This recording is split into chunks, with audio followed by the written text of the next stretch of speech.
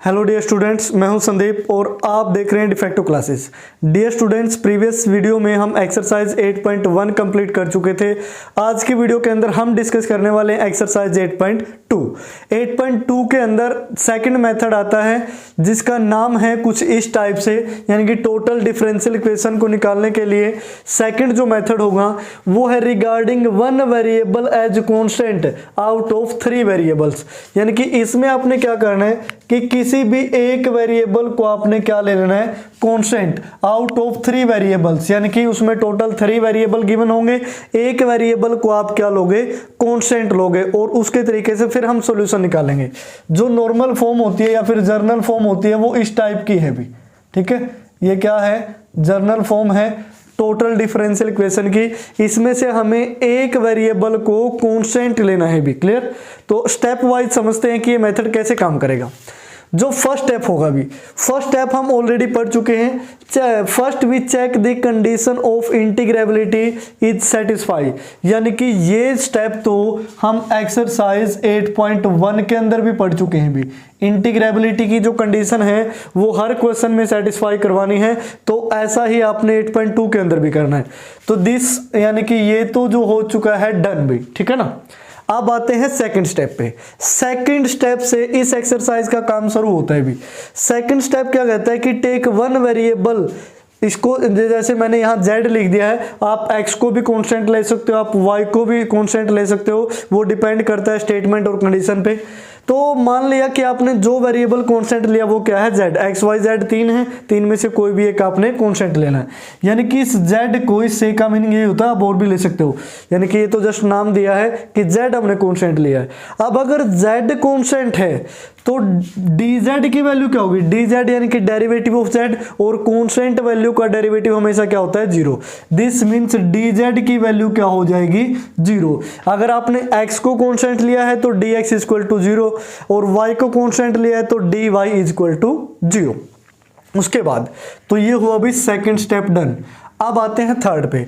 Third बोल रहा है कि let u equal to phi of z, यानी कि फाई कोई फंक्शन है z का, be the solution of p D x plus q D y equal to zero. अब देखो अगर dz जीरो हो गया और dz की जीरो यहाँ वैल्यू पुट करोगे तो ये क्या बचेगा, p D x plus q D y equal to zero. तो अब हमने मान लेना है कि ये जो फाई ऑफ z है, मान लिया कि कोई u है जो फंक्शन है z का, वो सॉल्यूशन होगा इस बची कुछ इक्वेशन का, जहां पे ये जो फाई ऑफ z है ये फंक्शन ऑफ z ओनली, सिर्फ और सिर्फ किसका फंक्शन होना चाहिए, z का फंक्शन होना चाहिए। And regarded as constant with respect to x and y, यानी कि z को कैसे ट्रीट करना है, constant with respect to x and y, ठीक है ना। x और y के रिस्पेक्ट में z हमेशा क्या रहेगा, कांस्टेंट रहेगा। तो ये हुआ हमारा थर्ड स्टेप डन। अब फोर्थ पे आते हैं। अब हमें क्या करना है कि जो सॉल्यूशन हमने एज्यूम किया था u equal to phi of z, उसका डेरिवेटिव कर देना है भी। जब डेरिवेटिव करोगे and compare with P D X Q D Y R D Z equal to zero, इसका डेरिवेटिव करके आपने किससे कंपेयर करना है, P D X Q D Y और R D Z equal to zero से। If the coefficient of D phi कह लो या फिर डी जेड कह लो, डी फाई का मीनिंग क्या हुआ, be derivative of function phi, d z का भी मीनिंग क्या हुआ, भी जेड के रिस्पेक्ट में हम डेरिवेटिव कर रहे हैं, बात एक ही है। अगर इनका जो कोफिशिएंट है contain function of x and y, उनके अंदर आपको एक्स वाई मिल जाते हैं, ठीक है ना। उनके अंदर एक्स वाई, जैसे phi of Z equal to आ गया Z square plus x plus Y, यानी कि एक्स वाई भी उनके अंदर मिक्स हो जाते हैं। Then it can be eliminated, तो इसको हम एलिमिनेट कर सकते हैं, खत्म कर सकते हैं भी, वैनिश कर सकते हैं। उसके बाद फिफ्थ स्टेप क्या आएगा, thus we get curly phi upon curly z, यानी कि हमने फाई का डेरिवेटिव किया with respect to z, which is independent of x and y. यानी कि इसके कहने का मीनिंग क्या है कि उस फंक्शन के अंदर जो एक्स वाई होंगे, इसके अंदर जब डेरिवेटिव करोगे अगर उसके अंदर एक्स वाई आ जाते हैं तो उन एक्स वाई की वैल्यू आपने जेड के रिस्पेक्ट में पुट कर देनी है भी। क्लियर? उसके बाद तो दिस मीन्स ये करली फाई अपॉन करली जेड, यानी कि फाई का डेरिवेटिव वो क्या हो जाएगा, एक्स वाई से फ्री हो जाएगा, उसमें एक्स वाई आपको अब नहीं मिलेंगे। फिर आपने सिंपली क्या करना है, on integration we obtain phi, अब जैसे ये डेरिवेटिव है, दोबारा क्या करोगे, इंटीग्रेशन करने से दोबारा से आपको किसकी वैल्यू मिल जाएगी, फाई की, और वो फाई की वैल्यू ही हमारा क्या होगी, सॉल्यूशन होगी। हम फाई की वैल्यू वहां पुट कर देंगे। अब यहां पढ़ने से आपको ऐसा लग रहा होगा कि सर इसमें कुछ नया नहीं है, जैसे हम इसके क्वेश्चन करेंगे तो सारी चीजें आपको अच्छी तरीके से समझ में आएगी। तो आइए अब शुरुआत करते हैं एक्सरसाइज 8.2 की। तो 8.2 का जो क्वेश्चन नंबर फर्स्ट है वो कुछ इस टाइप से है, 3x² dx plus 3y² dy minus x³ y³ और a की power 2z dz equal to 0। जो पहला स्टेप आपको बताया था वो क्या था, हमें कंडीशन ऑफ इंटेग्रेबिलिटी को सेटिस्फाई करना है भी। तो हम कंपेयर करेंगे, कंपेयर द गिवन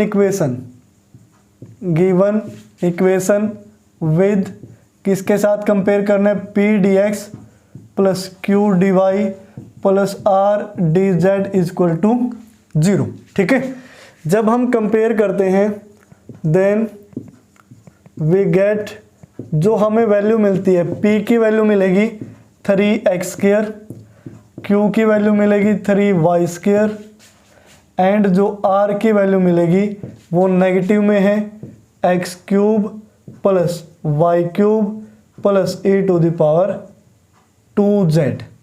क्लियर, तो ये वैल्यू मिली भी r की। अब यहां लिखेंगे now according to the condition of integrability. ठीक है ना, जो इंटीग्रेबिलिटी की कंडीशन है उसके according we have to prove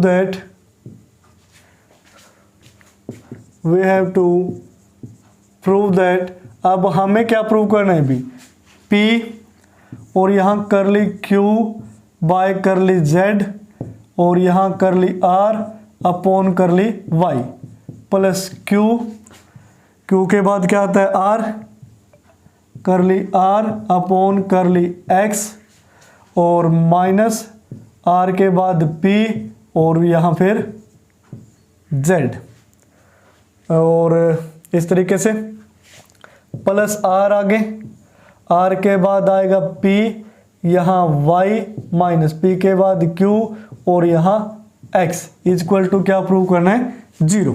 ठीक है भी, ये आपने प्रूव करना है। वैल्यू पुट कर देते हैं p की जगह है 3x² इंटू में q का derivative with respect to z करोगे आया 0, माइनस r का विद रिस्पेक्ट टू y करोगे तो 3 आगे 3y² और माइनस का है तो ये माइनस माइनस क्या हो गए, प्लस हो गए भी, प्लस q की वैल्यू है 3y², r का विद रिस्पेक्ट टू x तो माइनस का 3x² आएगा, माइनस p का विद रिस्पेक्ट टू z 0 आएगा भी, प्लस r की वैल्यू यहाँ रखोगे, r क्या है नेगेटिव में x³ plus y³ plus a to the power 2z। ठीक है ना, और इनटू में p का विद रिस्पेक्ट टू y करोगे 0 और q का विद रिस्पेक्ट टू x करोगे ये भी 0, यानी कि लास्ट वाली टर्म तो सारी क्या होगी 0। अब यहाँ से क्या बचा, 3x² 3y² की मल्टीप्लाई है और ये कितना हुआ 9x² y², ये 3 इंटू माइनस 3 माइनस 9 और ये भी क्या बनेगा x² y² which is equal to 0, यानी कि कैंसिल आउट होके ये क्या हो जाएगा 0। तो यहाँ से हम लिखेंगे thus the condition of integrability, जो इंटीग्रेबिलिटी की कंडीशन है इज वेरीफाइड। ठीक है, वो क्या हो चुकी है, वेरीफाइड हो चुकी है अभी। क्लियर, अब नेक्स्ट मुद्दा स्टार्ट होता है। अब हम मान लेते हैं एक वेरिएबल को लेट z इक्वल टू क्या है, कांस्टेंट। देन अगर z कांस्टेंट है तो dz इक्वल टू क्या होगा, 0 होगा भाई। ठीक है, अब जो dz की वैल्यू है वो फर्स्ट इक्वेशन में पुट कर सकते हैं, तो दिस इंप्लाइज यहाँ से क्या बनेगा 3x² dx plus 3y² dy equal to क्या आ जाएगा 0, अगर dz क्या है 0 है तो। अब यहाँ से अब ये है जो, इसको हम मान लेते हैं let phi of z be the solution of this equation. ठीक है, where phi z is the function of z only which is अब जो treated as constant, ठीक है ना, which is treated as constant। अब एक चीज ध्यान रखना है z के केस में, z यहाँ एक्टिंग कर रहा है भी, इस चीज को समझना, z यहाँ सिर्फ एक्टिंग कर रहा है तो वो वेरिएबल ही, जैसे ये एक्टर एक्टिंग करते हैं, ये जस्ट एक एक्टर बन चुका है कि मैं एक क्या हूँ, कॉन्स्टेंट हूँ, लेकिन एक्चुअल में z तो क्या है, एक वेरिएबल है, इसको हम एक्टिंग करवा रहे हैं, इसको नाचना चाह रहे हैं कि ये z क्या है, कॉन्स्टेंट है भी। अब यहाँ से इस इक्वेशन का हम करते हैं इंटीग्रेशन, तो यहाँ लिखोगे इंटीग्रेटिंग बोथ साइड्स, तो यहाँ से जब इंटीग्रेशन करोगे, इंटीग्रेशन साइन लगेगा, एक्स स्क्वायर का एक्स क्यूब बाई 3, 3 से 3 कैंसिल, तो ये क्या आएगा, एक्स क्यूब प्लस यहाँ से वाई क्यूब बाई 3, 3 से 3 कैंसिल, तो ये क्या आया, वाई क्यूब इक्वल टू मैं लिख सकता हूँ फाई ऑफ जेड, ठीक है, इक्वल टू क्या लिखा जा सकता है, फाई ऑफ जेड। अब ये क्यों लिखा भी, क्योंकि देखो अभी ऊपर मैंने क्या लाइन लिखी थी, वो इसी के लिए लिखी थी कि जो फाई ऑफ जेड है वो हमने ट्रीट किया है एज ए कॉन्स्टेंट, और यहां इसको मैं ट्रीट कर सकता हूं as a constant of integration, यानी कि इसको हम कॉन्स्टेंट ऑफ इंटीग्रेशन भी मान सकते हैं भी, क्योंकि जब phi of z z variable के अंदर है, लेकिन ये किसका काम कर रहे हैं, कॉन्स्टेंट का, ये एक्टिंग कर रहे हैं कॉन्स्टेंट की, क्लियर। तो ये होगा भी। अब दोबारा से जैसे अभी हमने क्या किया, इंटीग्रेशन करके ये वैल्यू निकाली, इतना समझ में आ गया, फाई जेड की वैल्यू होगी। अब दोबारा से अब हम इसका क्या करते हैं, डेरिवेटिव करते हैं। अब आपको लग रहा होगा कि सर जब डेरिवेटिव यहाँ पे था, इंटीग्रेशन कर दिया, दोबारा डेरिवेटिव करोगे वही बन जाएगा, वही नहीं बनेगा, ध्यान से देखिए। तो यहाँ से, इससे मैं आगे लिख रहा हूँ, यहाँ पे लिख देता हूँ इसको, डिफरेंशिएटिंग बोथ साइड्स, ठीक है ना, डिफरेंशिएट कर देते हैं बोथ साइड। एक्स क्यूब का क्या होगा, अब एक चीज और ध्यान रखना, एक्स क्यूब यहाँ डिफरेंशियल ऑपरेटर गिवन नहीं है कि आपने एक्स के रिस्पेक्ट में डेरिवेटिव करना है, वाई के रिस्पेक्ट में या जेड के रिस्पेक्ट में, ठीक है ना, क्योंकि ये क्या है, टोटल डिफरेंशियल इक्वेशन, 3 वेरिएबल है, तीनों के रिस्पेक्ट में डेरिवेटिव होगा। एक्स क्यूब का डेरिवेटिव क्या बनेगा, 3x² dx, वाई क्यूब का 3y² dy इक्वल टू, और जो फाई जेड था उसका डेरिवेटिव होगा फाई डैश जेड और डी जेड, क्योंकि जेड एक्चुअल में एक वेरिएबल है, उससे हम एक्टिंग करवा रहे हैं भी, ठीक है ना। अब आपके माइंड में ये भी आ रहा होगा कि अगर ये कांस्टेंट है तो डेरिवेटिव 0 क्यों नहीं आया, हम डेरिवेटिव 0 नहीं लेंगे, यहाँ क्या आएगा, फाई डैश जेड। अब फाई डैश जेड हम मान लिया, चलो आपकी बात भी, यहाँ 0 नहीं लिखा, कुछ गलत तो नहीं लिखा, फाई डैश है, यानी कि इसका डेरिवेटिव अगर कांस्टेंट होगा तो डेरिवेटिव 0 हो जाएगा। जस्ट हम इसको कंपैरिजन करने के लिए इसी फॉर्म में लिख रहे हैं। हो सकता है कि इसकी वैल्यू 0 हो, आपकी बात ये सही है, हाँ भी ये 0 है, बस हमने 0 नहीं लिखा, 0 को इस फॉर्म में लिख लिया, ऐसे समझो इसको। तो अब यहां से इसको लेफ्ट साइड ले आओगे तो ये बनेगा 3x² dx plus 3y² dy minus 5-z dz equal to 0। तो हम अब इसको कंपेयर करते हैं, कंपैरिजन के लिए ही लिखा था, कंपेयर इट विद, और किसके साथ कंपेयर करें भाई, ये है इक्वेशन फर्स्ट मान लेते हैं इसको, with equation first, then we get, जो हमें वैल्यू मिलती है कि जो फाई डैश जेड की वैल्यू होगी भी, वो क्या आएगी, ये माइनस में फाई डैश है, यहाँ भी माइनस लगा है तो माइनस तो नहीं लेंगे, ये बनेगा x³ plus y³ plus e⁻²z, यानी कि कंपेयर करोगे तो फाई जेड की वैल्यू ये आई भी। अब हम क्या करते हैं, यहाँ से ये आई फाई जेड की वैल्यू, फाई डैश जेड की वैल्यू, ठीक है ना, तो ये है फाई डैश जेड, जिसको मैं क्या लिख सकता हूँ, d phi upon D z, यानी कि बात वही है, डेरिवेटिव है, x³ प्लस y³ है। अब x³ प्लस y³ कहाँ से आया था, ये आया था अभी, x cube plus y cube, जिसकी वैल्यू क्या थी, फाई फंक्शन के इक्वल थी। अब फाई ऑफ जेड लिखो या अकेला फाई लिखो, जेड का फंक्शन, अब बात एक ही है। तो मैं इसको लिख लेता हूँ फाई ऑफ जेड अभी तो plus e to the power 2z। इसको लेफ्ट साइड ले आओगे तो इसको मैं लिख लेता हूँ d phi upon D z, minus में ये फाई हुआ equal to e to the power 2z। बस इसको ऐसे समझना, ये फाई जेड का फंक्शन है। तो ये कौन सी फॉर्म हो गई, which is the form of linear differential equation, ठीक है ना। ये किसकी फॉर्म हो गई, लीनियर डिफरेंशियल इक्वेशन। तो इसको थोड़ा सा हटा देते हैं। अब अगर इसका सॉल्यूशन निकालना है तो हम क्या निकालते हैं, इंटीग्रेटिंग फैक्टर। इंटीग्रेटिंग फैक्टर क्या होगा, e to the power integral p, और किसके रिस्पेक्ट में डेरिवेटिव करोगे, z की में। यहाँ से जब कंपेयर करोगे p की वैल्यू तो क्या है, यहाँ लिख दोगे है जो p है वो -1 है, जो q है वो e to the power 2z है। ये स्टेप रह गया बीच में, आप वैल्यू लिख देना। तो p की वैल्यू -1 और -1 का with respect to z integration करोगे, क्या बनेगा, -z। देन दिस सॉल्यूशन, अब इसका सॉल्यूशन क्या बनेगा, फाई इंटू में इंटीग्रेटिंग फैक्टर यानी कि e to the power -z equal to sign of integration q यानी कि e की पावर 2z इंटू में इंटीग्रेटिंग फैक्टर और dz plus constant of integration c। तो ये हुआ phi e to the power -z equal to, ये कितना बचा भी, पावर ऐड करोगे तो e की पावर z बचा, e की पावर z का इंटीग्रेशन e की पावर z ही होता है और प्लस c। e की पावर -z को उस साइड लेकर जाओगे तो फाई इक्वल टू, ये 1 बाई e की पावर z है, मल्टीप्लाई होगी तो ये पावर ऐड हो जाएंगे, e की power 2z plus c, e की पावर क्या हो जाएगा z। अब ये फाई में आंसर आया, फाई की वैल्यू क्या थी अभी, यानी कि x cube plus y cube, दोबारा पुट कर देंगे तो ये क्या बनेगा, x cube plus y cube equal to e to the power 2z plus c e to the power z। तो ये हमारा क्या होगा भी, रिक्वायर्ड सॉल्यूशन। क्लियर। तो इतने सारे स्टेप आपको करने पड़ेंगे एक्सरसाइज 8.2 के अंदर। यहाँ तक का जो क्वेश्चन है भी उसमें कुछ खास चीज़ नहीं थी भी, ये आप 8.1 में पढ़ चुके हो और हर एक क्वेश्चन के अंदर आपको वेरीफाई करनी ही पड़ेगी। बस ये तो बस रट के रखो, बस फटाफट वेरीफाई करके आगे निकल जाओ। क्लियर। तो यानी कि ये वाला जो क्वेश्चन है इसको अगर हम डिलीट कर दें तो 8.2 में ये ऐड हुआ है भाई, बस आप इसको इस तरीके से समझेंगे।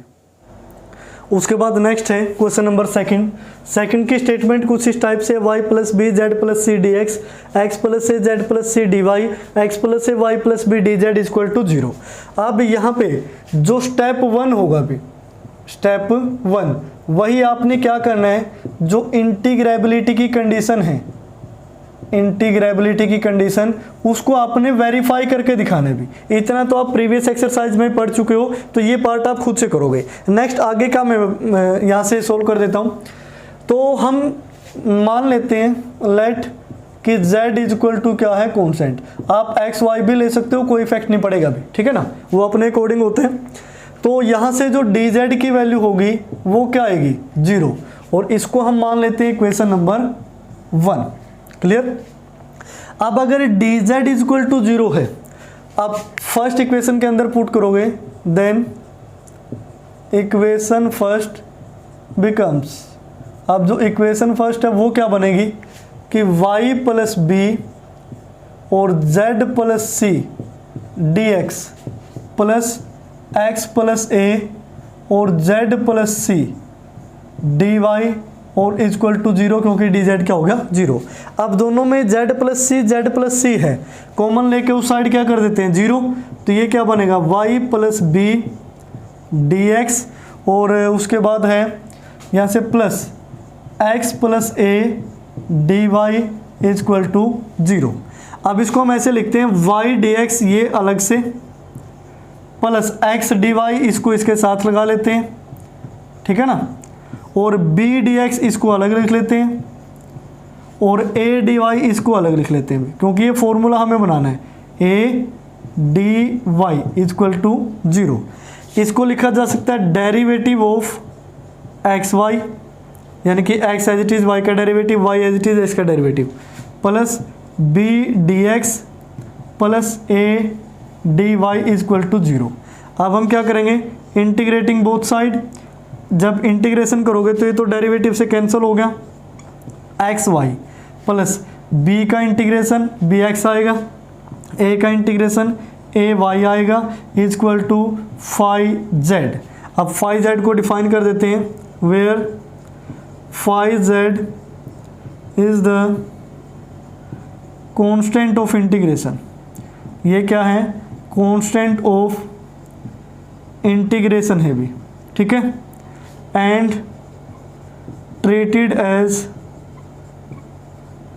कांस्टेंट। इसको क्या माना जाता है, कांस्टेंट माना जाता है भी, ठीक है। तो इसको कांस्टेंट मान लिया। अब ये हो गया अभी। उसके बाद जो नेक्स्ट स्टेप होता है, इसको मैं इक्वेशन नंबर 2 मान लेता हूँ। तो अब हम करेंगे इंटीग्रेटिंग बोथ साइड, या फिर जो एक इंटीग्रेटिंग हम कर रहे हैं इक्वेशन नंबर 2 बोथ साइड्स, ठीक है। अब दोनों साइड आप इंटीग्रेशन करोगे। अब यहाँ से डेरिवेटिव करके ये वाली वैल्यू आई है और यहाँ से इंटीग्रेशन करके ये वाली वैल्यू आनी चाहिए भाई। दिस मीन्स ये क्या बनेगा, y plus B D x और plus x plus A D Y is equal to phi dash Z. अब यहाँ से देखो, सॉरी इंटीग्रेशन नहीं, यहाँ डिफ्रेंशिएशन लिखना था, वो बाय मिस्टेक लिखा गया, डिफ्रेंशिएटिंग, ठीक है ना, डिफ्रेंशिएटिंग। तो ये कई बार हो जाता है। तो डिफ्रेंशिएटिंग इक्वेशन 2 बोथ साइड, तो डेरिवेटिव किया तो दोबारा से वही बन गई भी, क्लियर। अब अगर इसको हमें कंपेयर करना है तो इसको इस साइड लेके आना पड़ेगा। तो मैं लिखूंगा y प्लस बी और d x plus x plus A D y minus phi dash Z, और यहाँ भी डी जेड आएगा, d Z is equal to 0। ये बन गई। अब डायरेक्ट यहाँ से कंपेयर होगी नहीं, क्योंकि इनके साथ हमें क्या चाहिए, दोनों के साथ z प्लस सी। तो इस इक्वेशन को z प्लस सी से मल्टीप्लाई कर लेते हैं भी।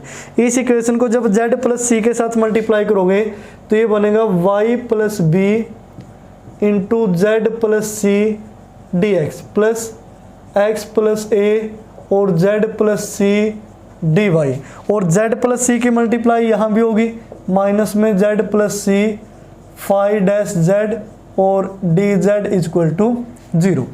तो अब क्या करते हैं, कंपेयर दिस इक्वेशन विद, अब हमें कंपेयर करनी है इक्वेशन फर्स्ट के साथ, ठीक है ना। इक्वेशन फर्स्ट के साथ जब कंपेयर करोगे, देखो ये वाली टर्म्स तो एज इट इज है, तो वहां से हमें क्या मिलेगा कि ये जो z प्लस सी और ये क्या है फाई डैश जेड है, वो इक्वल टू क्या होगा, यहाँ माइनस आ जाएगा, या फिर यहाँ ये माइनस है, यानी कि डी जेड का कोफिशिएंट ये पॉजिटिव है, तो x प्लस ए और y प्लस बी के इक्वल मिला भी, क्लियर। यानी कि हमने इसको इस तरीके से लिख लिया। अब उसके बाद माइनस का z प्लस सी, ये क्या है D phi upon D Z, इनकी मल्टीप्लाई कर लेते हैं, ये बनेगा X Y plus B X plus ए वाई और प्लस ए बी, ठीक है। ये मल्टीप्लाई हमने कर दी। अब ध्यान से देखिए, ध्यान से आपने कहाँ देखना है, यहाँ पे थोड़ा ध्यान लगाइए कि जो फाई की वैल्यू क्या थी, X Y B X A Y, X Y B X A Y, तो इसको हम लिखेंगे माइनस में ये Z plus C as it is D phi upon D Z equal to, ये जो वैल्यू है वो है फाई जेड की और प्लस ए बी, और हम क्या करते हैं कि ये इधर वाला नेगेटिव इधर लगा लेते हैं, बात एक है, दोनों साइड नेगेटिव से मल्टीप्लाई कर दी। अब इस सारे को तो ले आते हैं डी फाई के नीचे, यानी कि डी फाई अपॉन, ये इसको जस्ट फाई लिख सकते हैं हम, प्लस ए बी, जहाँ फाई क्या है फंक्शन ऑफ जेड, और ये डी जेड जाएगा उस साइड, यानी कि डी जेड, ये माइनस को उस साइड रखो, और अपॉन में जाएगा जेड प्लस सी, हम ऐसा लिख सकते हैं अभी। अब यहाँ से हम इंटीग्रेटिंग बोथ साइड करेंगे, इंटीग्रेशन करोगे तो ये क्या आएगा, log of phi plus A b, क्योंकि 1/5 की फॉर्म है ना, और फाई के रिस्पेक्ट में इंटीग्रेशन होगा। उसके बाद यहाँ से minus log of Z plus C और plus constant of integration log C हम ले लेते हैं अभी। तो अब ये क्या बना, log फाई प्लस ए B log m/n log C upon Z plus C, log function से log function cancel, Z plus C यहाँ मल्टीप्लाई होगा, तो जेड प्लस सी इंटू में 5 plus A B is equal to constant of integration C आया। अब हमें phi की value put करनी है। अभी एक चीज़ यहाँ ध्यान से देखना कि ये जो 5 प्लस ए बी है इसको उल्टा हम क्या लिख सकते हैं, x प्लस ए और y प्लस बी, इस नेगेटिव साइन को छोड़ दो, कि ये जो 5 प्लस ए है ये इक्वल टू दिस है कि नहीं, यानी कि यहाँ से इसको उल्टा ये बनाया जा सकते हैं। तो दिस मीन्स ये z plus C as it is 5 plus A b की जो वैल्यू है हम यहाँ से क्या पुट कर देते हैं, x प्लस ए और y plus B equal to C. तो दिस मीन्स ये हमारा हुआ कंप्लीट सॉल्यूशन। तो इस तरीके से आप क्वेश्चन नंबर 2 को कंप्लीट करोगे। उसके बाद नेक्स्ट है क्वेश्चन नंबर 3। अब थर्ड की स्टेटमेंट कुछ इस टाइप से है, y square plus y Z D x, this one d y this one d Z equal to 0।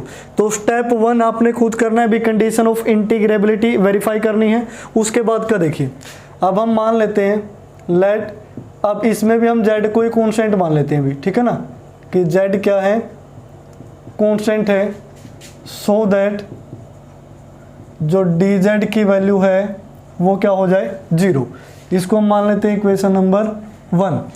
तो अब हम लिखेंगे from equation first we have, अब इक्वेशन फर्स्ट में वैल्यू पुट करोगे तो क्या बनेगा, इसमें से y कॉमन ले लेते हैं, y into y plus z D x plus इसमें से x कॉमन ले लेते हैं, x इन z कॉमन आएगा, तो यहाँ क्या बनेगा z plus x plus z, ये बार बार x प्लस जेड और dy ये हो गया, डी जेड 0 है इक्वल टू 0।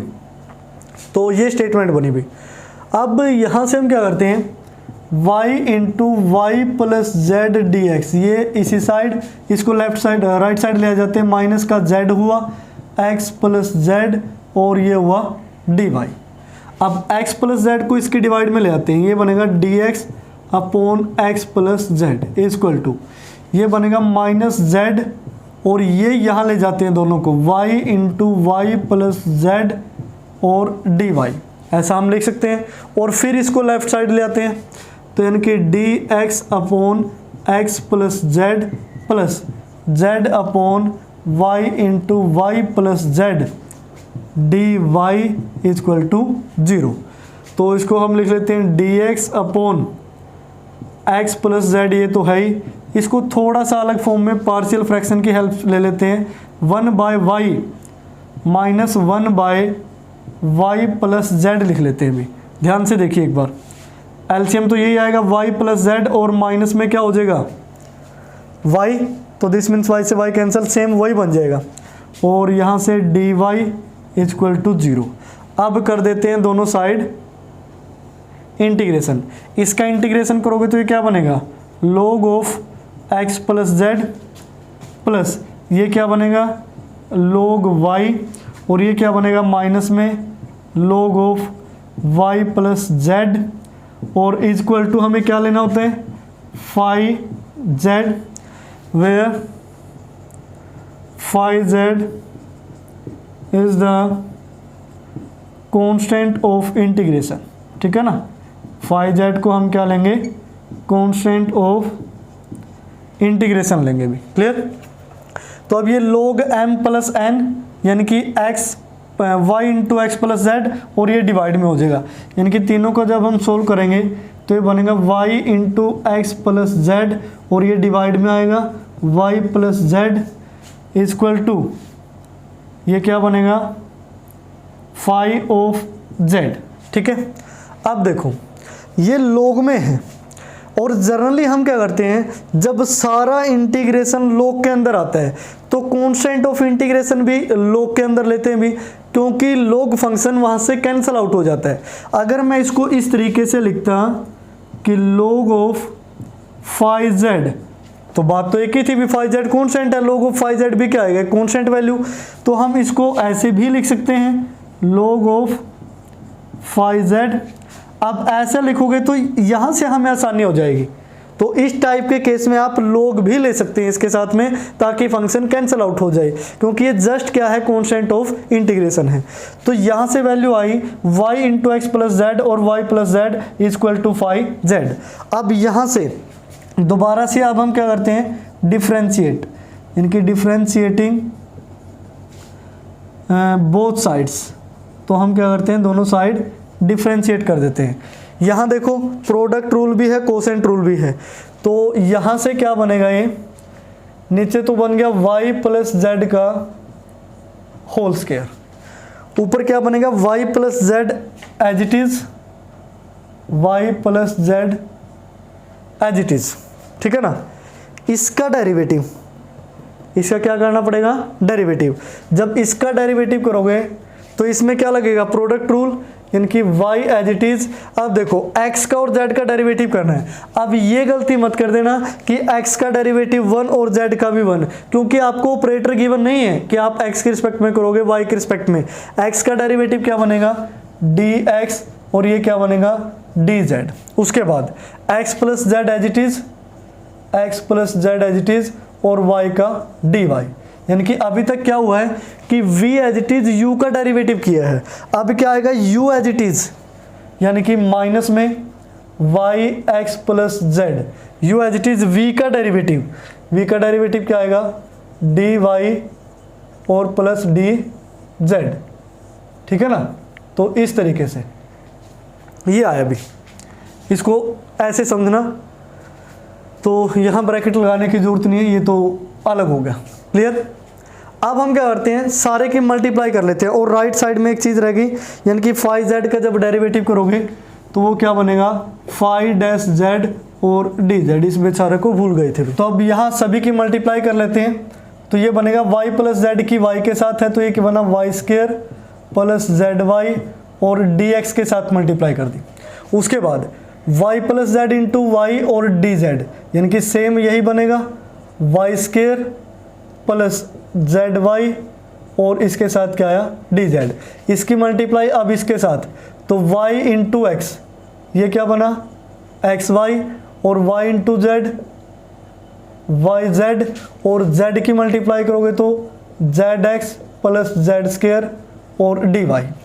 अब यहाँ मल्टीप्लाई करोगे, माइनस का xy dy, मैं यहाँ प्लस लिख लेता हूँ, माइनस का xy dy, और माइनस का xy की मल्टीप्लाई dz के साथ भी होगी, और माइनस में yz dy, और माइनस में yz dz इक्वल टू क्या है, 5-z और dz, और इस पूरे के डिवाइड में क्या था, y प्लस जेड का होल स्क्वायर, ठीक है ना। अब dx dy dz वालों को अलग लिख लेते हैं, इनकी ये ऊपर वाली का है।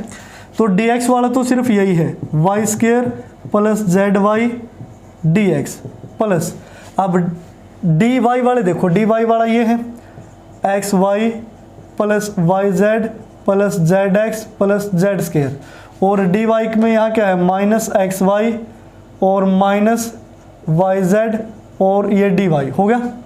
उसके बाद प्लस अब dz वाले देखो, dz वाले है y स्क्वायर प्लस zy, और यहाँ से dz है ये माइनस xy और माइनस yz dz। इस पूरे के डिवाइड में क्या है, y प्लस z का whole square equal to 5-z और dz, ठीक है ना। तो ये हुआ अभी। अब सिंपली xy से xy कैंसिल, yz से yz कैंसिल, यहाँ yz से yz कैंसिल, तो ये क्या बचा, यहाँ से y square plus zy dx, ठीक है ना, और यहाँ से plus z square plus zx और dy, यहाँ से बचेगा plus y square minus xy dz upon y plus z का होल स्क्वायर, और इसको मैं क्या लिख सकता हूँ भाई, D phi upon D Z, ऐसा लिखा जा सकता है। तो अब देखिए ये जो इक्वेशन थी ये एज इट इज फर्स्ट बन गई भी आपकी, Y square Y Z D X सोन इस तरीके से। अब इसकी वैल्यू क्या है, 0, तो ये क्या बनेगा 0 अपॉन वाई प्लस जेड का whole square equal to d phi upon D z. यानी कि ये तो सारा जीरो हो गया। तो दिस इंप्लाइज यहाँ से वैल्यू क्या आई कि d phi is equal to zero, integration करोगे तो फाई इज इक्वल टू क्या आया, कॉन्स्टेंट ऑफ इंटीग्रेशन सी, यही हमारा सोल्यूशन होगा। और जो फाई की वैल्यू थी वो ये थी, यानी कि y into x plus Z upon Y plus Z और is equal to constant of integration C. Clear? तो ये हमारा क्या बन जाएगा फाइनल सॉल्यूशन, क्योंकि ये सारी इक्वेशन क्या होगी थी जीरो। अगर जीरो नहीं होती तो दोबारा इंटीग्रेट करके फाइव वगैरह रख के फिर हम वैल्यू निकालते भी। तो इस तरीके से आप क्वेश्चन नंबर 3 कंप्लीट करोगे। तो यहाँ से पहले 3 क्वेश्चन से आपको ये आइडिया हो गया होगा कि इस एक्सरसाइज के अंदर क्या कुछ होने वाला है भी। एक मैंने आपको मेथड बताया, फर्स्ट सेकंड थर्ड आपको क्वेश्चन सोल्व करवाया भी। तो इस तरीके से जो बाकी के क्वेश्चन हैं वो इस सोल्व होंगे भी, काफ़ी ईजी से हैं। बस ये ध्यान रखना भी आप किसको कांस्टेंट ले रहे हो, कुछ मिस्टेक मत कर देना डेरिवेटिव इंटीग्रेशन में। कई बार हो जाता है कि यहाँ हम मल्टीप्लाई करना भूल जाते हैं या लंबी कैलकुलेशन हो तो प्लस माइनस की मिस्टेक हो जाती है, उससे क्या है कि वो आंसर गलत निकलता है और फिर आपको लगता है भी हमसे तो हो नहीं पाएंगे। तो बिल्कुल ध्यान से रिलैक्स माइंड से करें। 1-2 बार अगर क्वेश्चन ना हो तो उसको कुछ टाइम के लिए छोड़ दिया करो, उसके बाद 1-2 घंटे के बाद फिर ट्राई करो फ्रेश माइंड से, तो वो हो जाएगा भाई, इतना मुश्किल नहीं है। तो डियर स्टूडेंट्स, नेक्स्ट वीडियो में हम कंप्लीट करेंगे इससे आगे वाले क्वेश्चन जितने भी हैं। तो आज की वीडियो में फिलहाल इतना ही, देखते रहिए डिफेक्टो क्लासेस।